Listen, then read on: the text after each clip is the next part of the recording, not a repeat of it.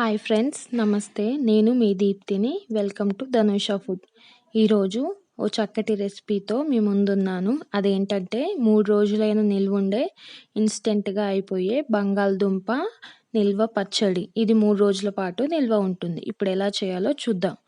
ముందుగా ఒక 1/4 కిలో బంగాళదుంపల్ని ఇలా చెక్కు తీసి ముక్కలుగా చేసుకొని శుభ్రంగా కడిగి 10 నిమిషాలు ఉప్పు నీళ్ళలో నానబెట్టుకొని ఒక క్లాత్ తీసుకొని వాటిని తుడిచి లేదా పేపర్ మీదనైనా ఆరబెట్టుకోవాలి.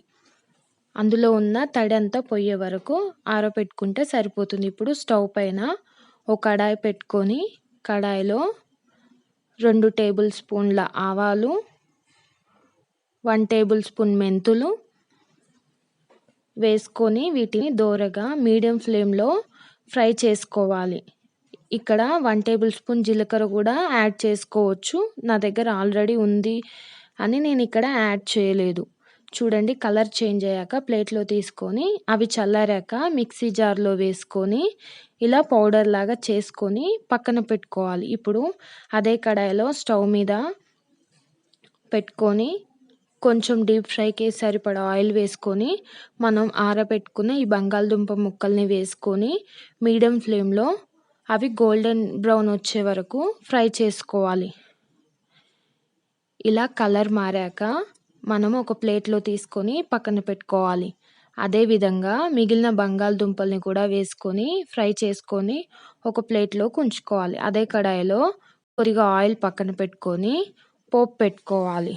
జీలకర్ర, ఆవాలు, శనగపప్పు, మినపప్పు 1/2 టేబుల్ స్పూన్ తీసుకోవాలన్నీ. తర్వాత 2 ఎండుమిర్చి, 7-8 వెల్లుల్లి వేసుకొని తర్వాత ఒక చిటికెడు ఇంగువ వేసుకొని స్టవ్ ఆఫ్ చేసుకోవాలి. ఇప్పుడు వేయించి పెట్టుకున్న ఈ బంగాళదుంపల్లోకి 2 చెంచాల కారం,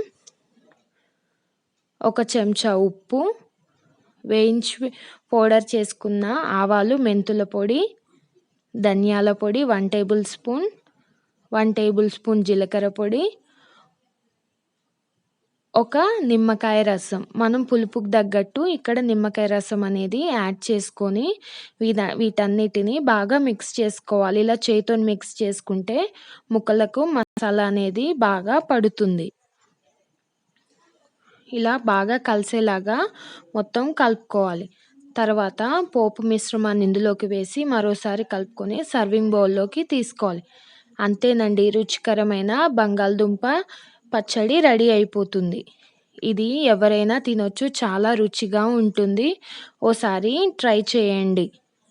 ఇంతవరకు నా ఛానల్ని సబ్స్క్రైబ్ చేసుకున్నట్టయితే సబ్స్క్రైబ్ చేసుకొని బెల్ ఐకాన్ని క్లిక్ చేయండి.